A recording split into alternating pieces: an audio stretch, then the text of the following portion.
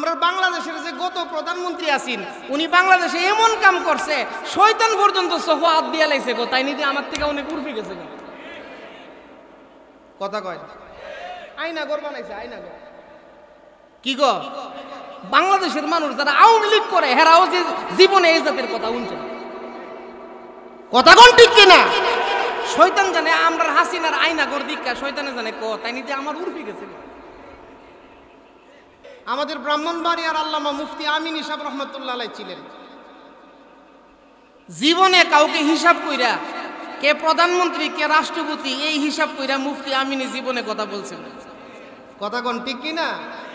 আল্লামা মামুনুল হক সাহেব দীর্ঘ 3 বছর পর্যন্ত জেল খাটছে, কিন্তু বাতিলের কাছে উনি মাথা নত করে নাই, কথা বলেন ঠিক কিনা? আলহামদুলিল্লাহ এখন গত শুক্রবার থেকে আমাদের বাংলাদেশের উলামায়ে কেরামের এই বাধাটাও চলে গেছে। এখন আর কেউ কানে কানে কইতো না যে হুজুর সরকার বিরোধী কথা।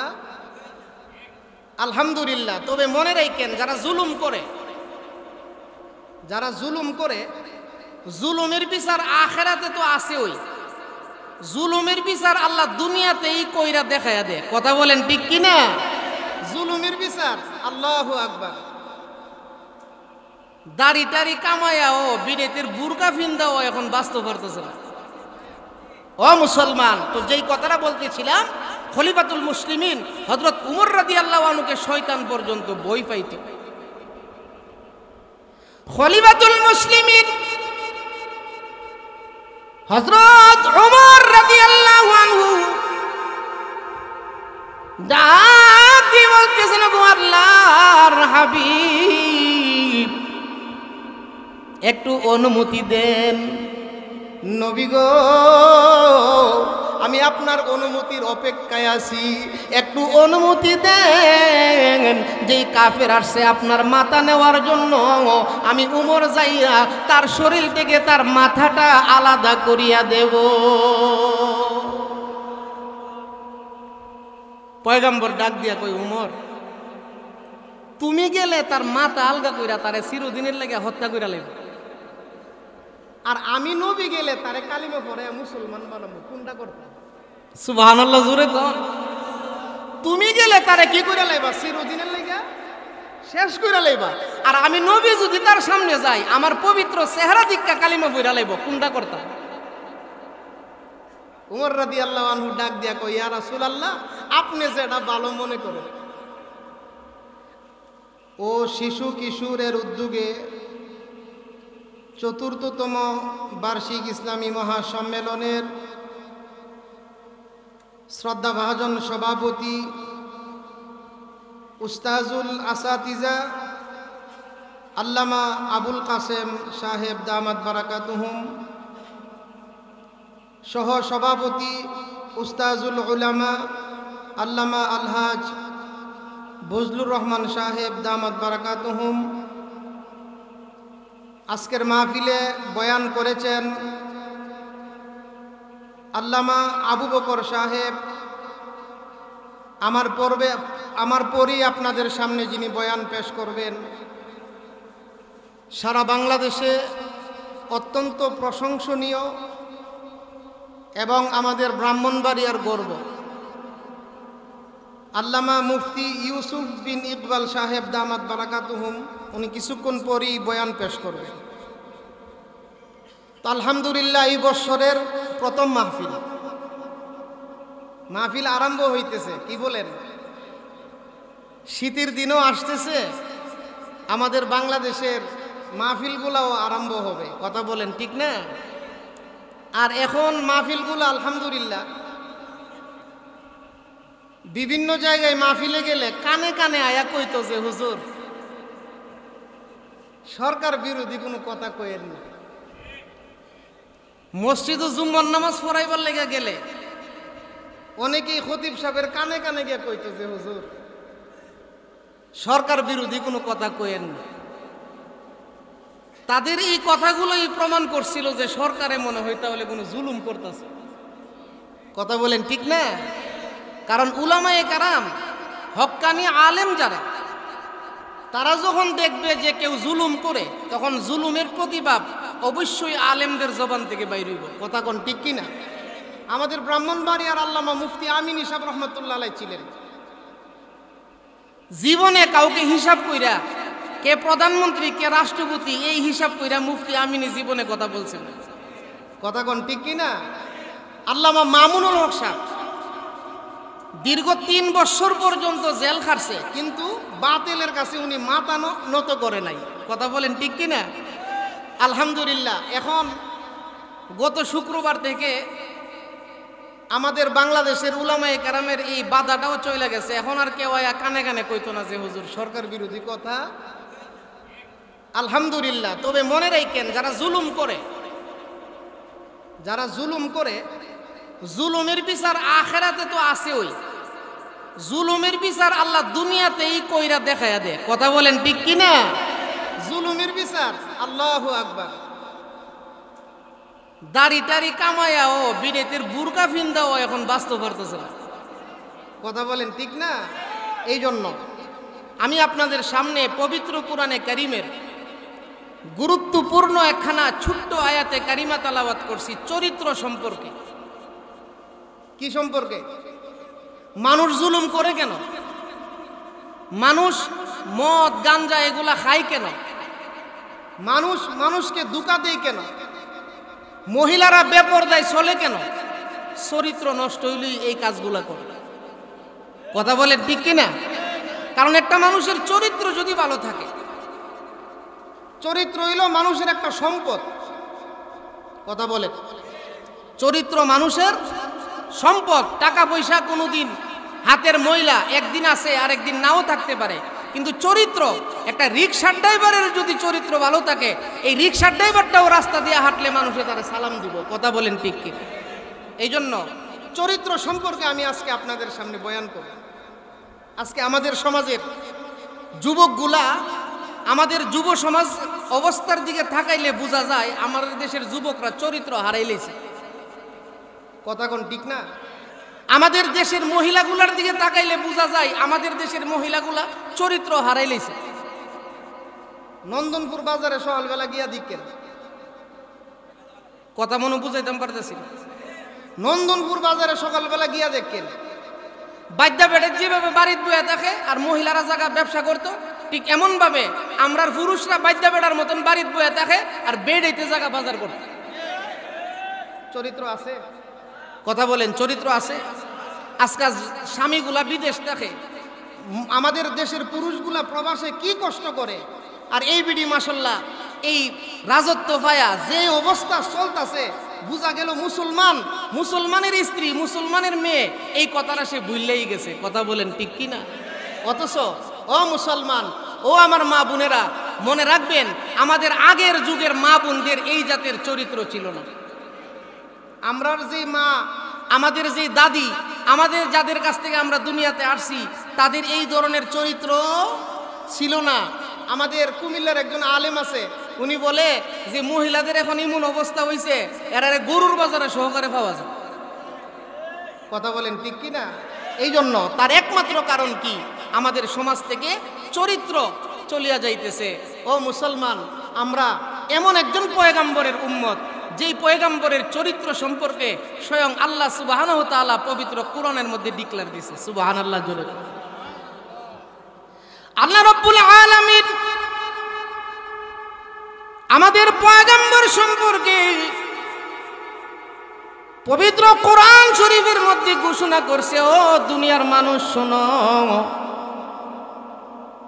মক্কার কাফের গুলা নবীরে পাগল বইলা ঘোষণা করতো। নাউজুবিল্লাহ কোন? মক্কার কাফের বেঈমান গুলা রাসূলকে বিভিন্ন সময় বিভিন্ন ভাবে পয়গম্বরকে কষ্ট দিত। আমরার নবী মক্কা নগরীতে যখন দিনের দাওয়াত আরম্ভ করছে, তখন আবু জাহেল এবং তার কিছু সঙ্গপঙ্গ এইগুলো আমরার নবীকে পাগল বইলাও গালি দিছে। কথা কোন ঠিক কিনা? আল্লাহর পয়গম্বর যখন কাফেরদের পক্ষ থেকে এই কথাগুলা শুনতেন, কাফেররা যখন নবীজিকে এইভাবে আক্রমণ করত, বিভিন্ন ভাবে নবীজিকে গালি দিত, বিভিন্ন কুরুচিপূর্ণ কথাবার্তা বলতো,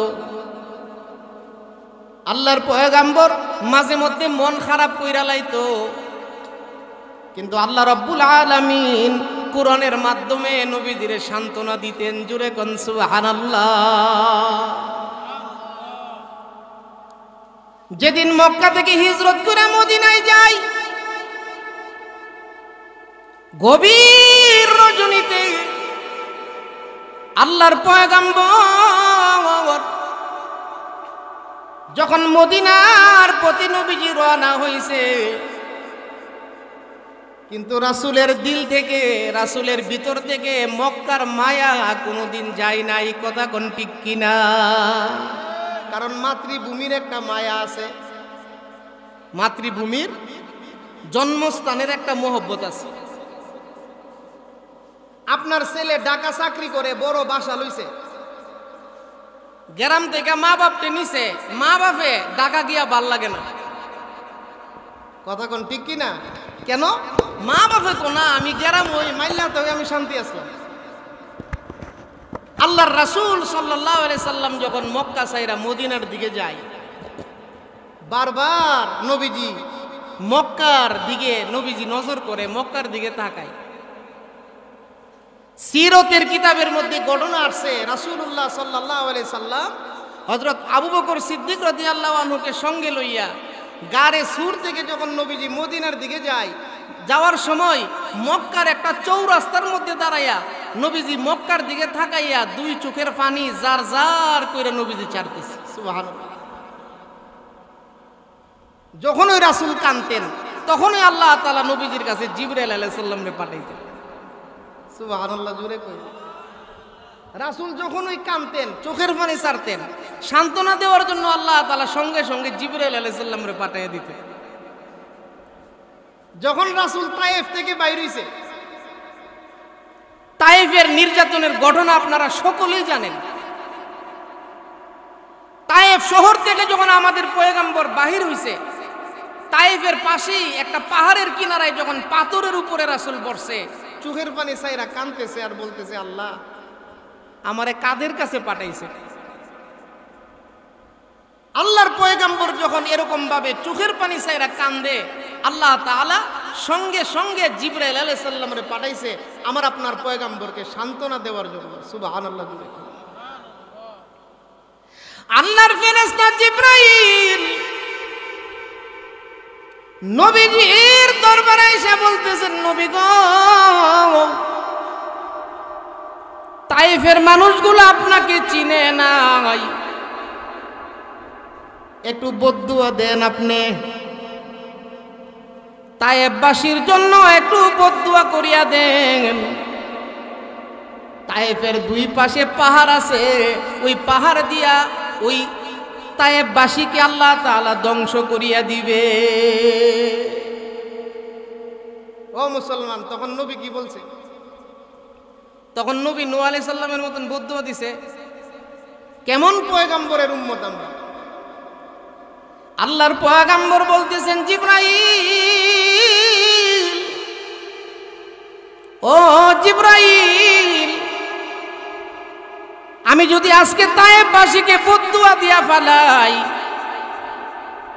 তাহলে তো তায়েফবাসী চিরদিনের জন্য ধ্বংস হয়ে যাবে। আর আমি পয়গম্বর যদি বদদুয়া না দিয়া দোয়া করি, আজকে তারা মুসলমান হয় নাই, কিন্তু তাদের প্রজন্ম ভবিষ্যতে মুসলমান হইতে পারে। কথা কোন ঠিক কিনা? নবীজি বদদুয়া দিছে। উমর রাদিয়াল্লাহু আনহুকে নিয়ে নবীজি বসা, মদিনার কবিলা থেকে একজন শক্তিশালী পুরুষ,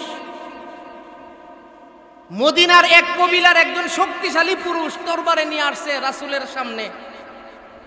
আয়েশা নবীজির ঘরের দরজার সামনে দাঁড়ায়া ডাক দিছে, মুহাম্মদ ঘরে আসেনি। তিনটা ডাক দেওয়ার পরে আল্লাহর পয়গম্বর জবাব দিলেন, কে তুমি, কেন আসছো? ওই কাফের লোকটা বলতেছে, আমি ওই ইমুক কবিলা থেকে আসছি, আমি আসছি আপনার মাথা নেওয়ার জন্য।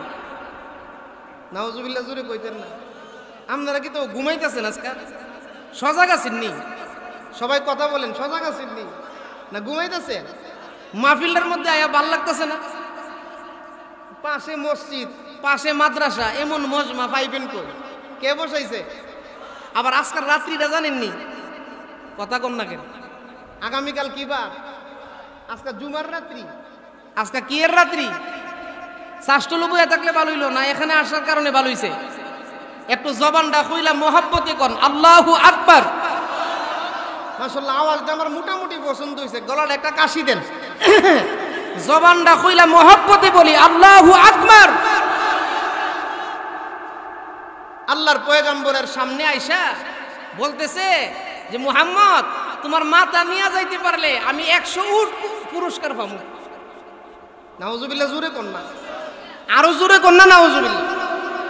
100 উটের লালসাই আল্লাহর পয়গম্বরের দরবারে আসছে মাথা নেওয়ার জন্য।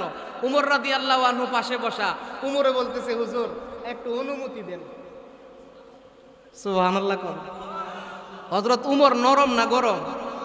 হযরত উমর নরম না গরম? শয়তান পর্যন্ত বই পাইতো। কথা কন, শয়তান পর্যন্ত বই পাইতো। আমরা বাংলাদেশের যে গত প্রধানমন্ত্রী আছেন, উনি বাংলাদেশে এমন কাম করছে শয়তান পর্যন্ত সোফা হাত দিয়া লাইছে গো, তাই নিতে আমার থেকে অনেক উর্ফি গেছে। কথা কয় আয়না ঘর বানাইছে, আয়না ঘর। কি গো, বাংলাদেশের মানুষ যারা আওয়ামী লীগ করে হেরাও যে জীবনে এই জাতের কথা শুনছে। কথা কোন ঠিক কিনা? শয়তান জানে আমরা হাসিনার আয়না ঘর দীক্ষা, শয়তানে জানে ক, তাই নিতে আমার উর্ফি গেছে। ও মুসলমান, তো যেই কথাটা বলতেছিলাম, খলিফাতুল মুসলিমিন হযরত উমর রাদিয়াল্লাহু আনহুকে শয়তান পর্যন্ত বই পাইতো। খলিফাতুল মুসলিমিন হযরত উমর রাদিয়াল্লাহু আনহু ডাক দিয়ে বলতেছেন, গো আল্লাহর হাবিব একটু অনুমতি দেন।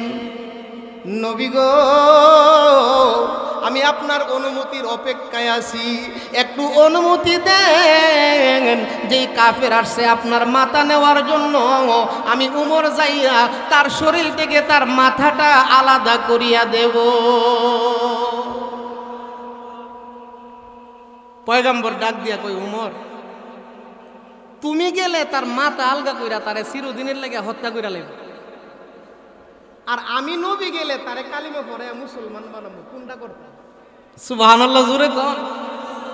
তুমি গেলে তারে কি কইরা লাইবা? চিরদিনের লাগা শেষ কইরা লাইবা। আর আমি নবী যদি তার সামনে যাই, আমার পবিত্র চেহারা দিক্কা কালিমা পড়া লাইব। কোনটা করতাম? উমর রাদিয়াল্লাহু আনহু ডাক দিয়া কই, ইয়া রাসূলুল্লাহ আপনি যেটা ভালো মনে করেন। আল্লাহর পয়গম্বর ওই কাফেরের সামনে গিয়া দাঁড়াইলেন। ও মুসলমান, নবীদের চেহারা মুবারকের মধ্যে দুইটা জিনিস ছিল। নবীদের চেহারা মুবারকের মধ্যে রূপ ছিল।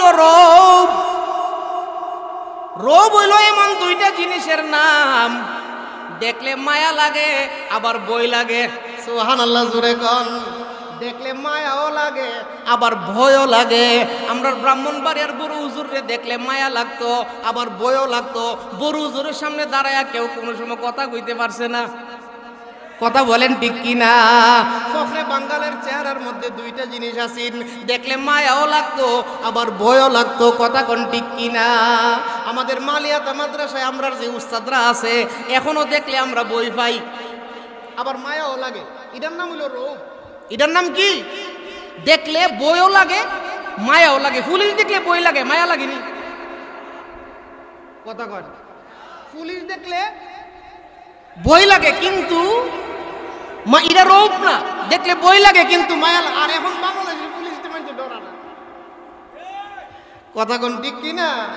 ও মুসলমান, পুলিশ দেখলে ভয় লাগে কিন্তু মায়া লাগে না। আর আল্লাহর ওলি দেখলে ভয়ও লাগে মায়াও লাগে। ব্রাহ্মণবাড়িয়ার বড় হুজুর ডাক দিলে পুরোটা বন বেড়ে জমে যেত।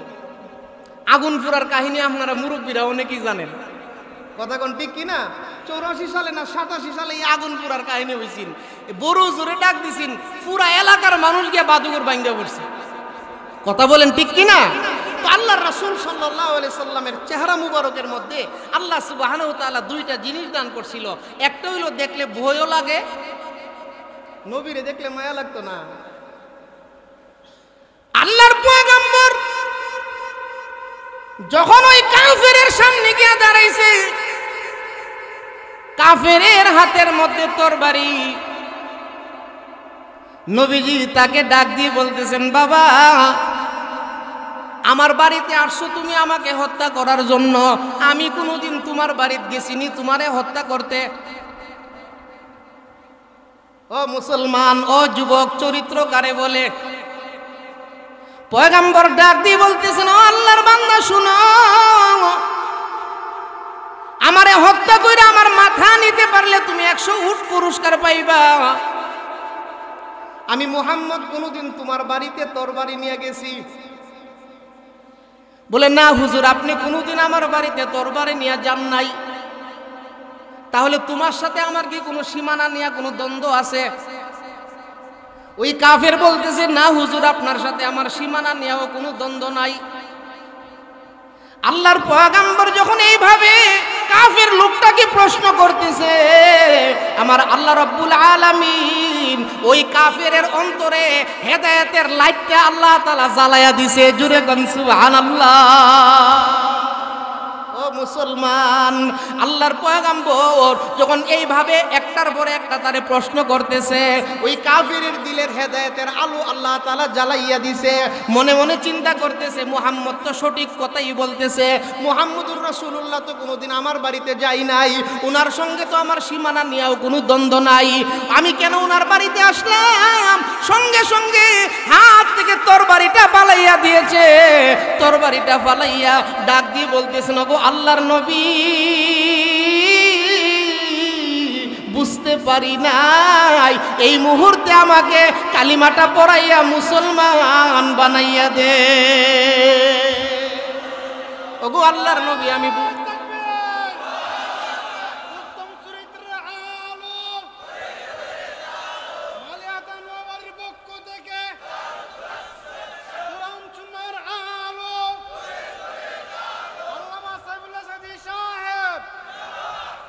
ও মুসলমান, তুই যেই কথাটা বলতেছিলাম, আল্লাহর পয়গম্বরের চরিত্র ছিল এরকম। সামনে গেছে, নবীজির চেহারা মুবারক দিকেই কালিমা পয়রা লাইছে, এরকম ঘটনা আছে কিনা নাই? আরো জোরে কোন।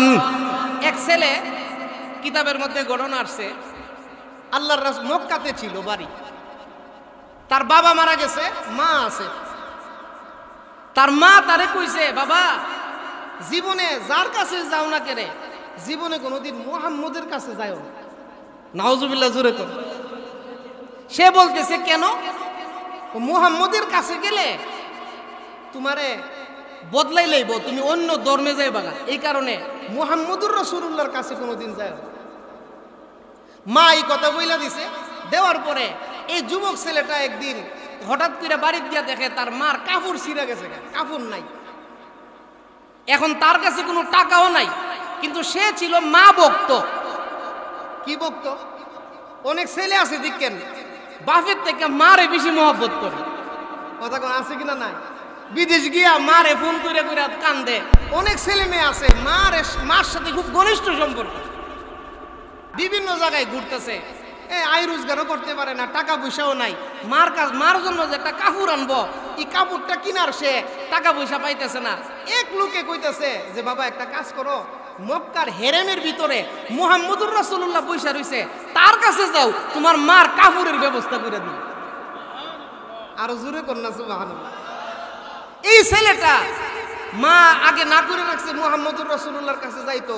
আরেক বেটা কইছে নবীর কাছে গেলে কাপড় পাওয়া যাইবো, তো আল্লাহ রাসূল সাল্লাল্লাহু আলাইহি সাল্লামের কাছে গেছে, গিয়া কইতাছে, ওগো আল্লাহর নবী, আমি তো কালিমা পড়ছি না, আর কালিমা পড়তামও না, কারণ আমার মা না করছে। আমি আসলাম আপনার কাছে, আমার মার কাপড় নাই, একটা কাপড়ের ব্যবস্থা করার জন্য আপনার কাছে কোনো সুযোগ আছে না? আমাদের নবীজির গায়ের মধ্যে ইয়ামনি একটা চাদর ছিল। সুবহানাল্লাহ, জোরে কর। আল্লাহর পয়গম্বর যখন ওই যুবকটা নবীজির সামনে আসলেন, তার নবীজির শরীরের মধ্যে এমনই চাদর ছিল, ওই এমনই চাদরটা খুইলা যুবকের হাতে দিয়া বলতেছে, যুবক তুমি যাও, এই কাপড়টা নিয়া তোমার মাকে তুমি পরাও। জুরে কোন সুবহানাল্লাহ। নবীজির শরীরের চাদরটা তার মার জন্য অক্ষ করে দিয়ে দিছে। ওই যুবক ছেলেটা কাপড় নিয়ে বাড়িতে গেছে। নবীজির শরীরের কাপড়ের মধ্যে জান্নাতি সুঘ্রাণ, জান্নাতি সুঘ্রাণ ওই কাপড়ের মধ্যে। মা ডাক দিয়া কই, বাবা কি আনছো, কি কাপড় আনছো, আমি কিছুই তো বুঝতেছি না। যেই কাপড়ের সুঘ্রাণে পুরা বাড়ি আলোকিত হইয়া গেছে। জুরে কোন সুবহানাল্লাহ। কি কাপড় আনছো তুমি, কার কাছ থেকে আনছো, যে কাপড়ের সুঘ্রাণে পুরা বাড়ি আলোকিত হয়ে গেছে? যুবকটা বলতেছে, আম্মা আপনি নিয়ে আবার আমার গালি দেন, আমি তো মুহাম্মদের কাছে গেছিলাম, মক্কার বিভিন্ন জায়গায় গেছি, বিভিন্ন বড় লোকের কাছে গেছি, কেউ দেয় নাই। আমি মুহাম্মদের কাছে যাওয়ার পরে উনি ওনার শরীরের চাদরটা আপনার জন্য ওয়াকফ করে দিয়ে দিয়েছেন। সুবহানাল্লাহ। জোরে ওই মহিলাটা আল্লাহর পয়গাম্বরের কাপড়টা হাতে লইয়া এমন কান্না আরম্ভ করছে, আর ছেলেকে বলতেছে তাড়াতাড়ি গোসল কইরা আসো, এই মুহাম্মদের কাপড় আমাদের জন্য ওয়াকফ কইরা দিয়ে দিছে, তুমি তাড়াতাড়ি গোসল কইরা আসো। আমিও গোসল কইরা আসতেছি। মা ছেলে দুইজনে মিলে আল্লাহর পয়গাম্বরের হাতে হাত রেখে কালিমা পড়ে মুসলমান হয়ে যাবো। সুবহানাল্লাহ। জোরে ও মুসলমান, এই ছিল আমার আপনার পয়গাম্বরের চরিত্র। তো যেই কথাটা বলতেছিলাম, আল্লাহর রাসূল সাল্লাল্লাহু আলাইহি সাল্লাম যখন ওই কানতেন, আল্লাহ তাআলা জিবরাইল আলাইহিস সালাম রে নবীজির কাছে পাঠাইতেন। মক্কা থেকে যখন রাসূল মদিনা শরীফ যায়, জিবরাইল আলাইহিস সালাম আসে, আয়েশা বলতেছেন, ইয়া রাসূলুল্লাহ, আপনার চোখের পানি দেখা আপনি মক্কার চৌরাস্তার মধ্যে দাঁড়াইয়া আপনি এইভাবে কাঁদতেছেন, আপনার এই চোখের পানি দেখা আল্লাহ তাআলা আমাকে পাঠাইছে, আপনি এইভাবে কাঁদতেছেন কেন? সুবহানাল্লাহ। জোরে আল্লাহর পয়গম্বর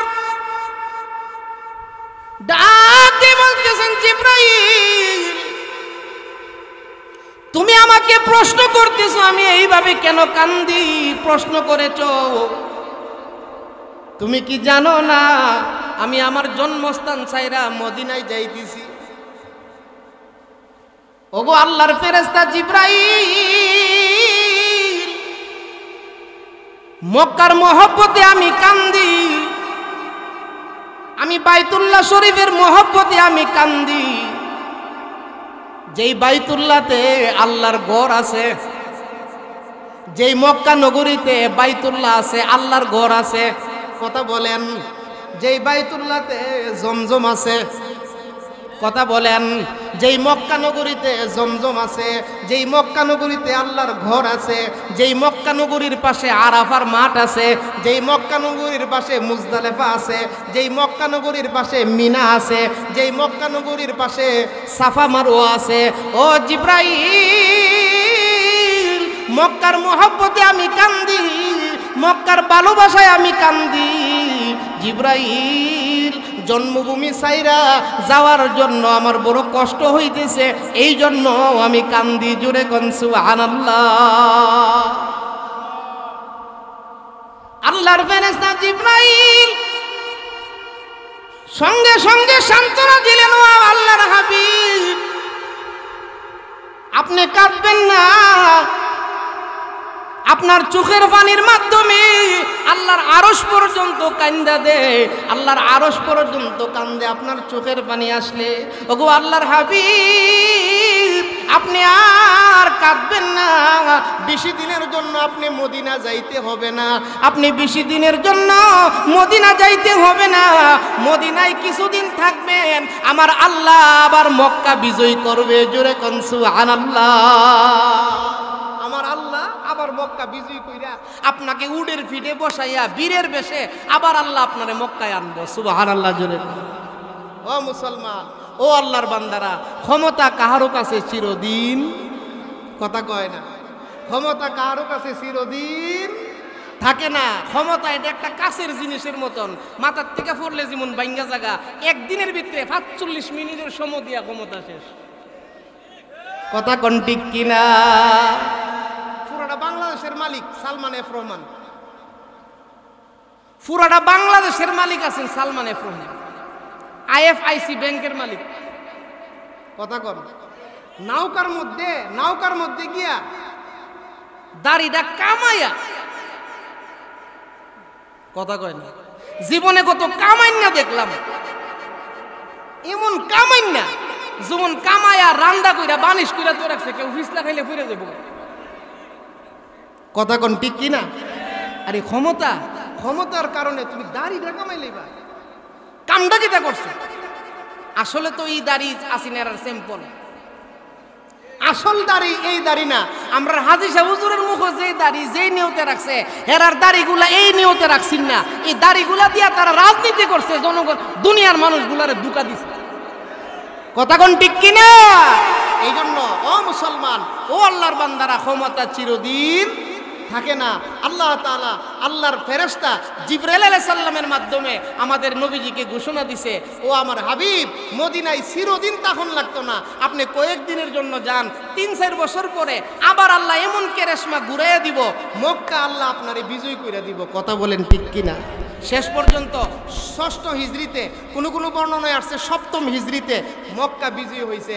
ও মুসলমান, আমার নবী, আপনার নবী বীরের বেশে উডের ফিডে বইয়া সাহাবায়ে কেরামদেরকে নিয়ে আবার মক্কায় প্রবেশ করছে। কথা বলেন ঠিক কিনা? এই জন্য ক্ষমতা লইয়া বাহাদুরি করতে নাই। আমরা সমাজের মানুষ ৩ কারণে বাহাদুরি করি। কথা কয় না?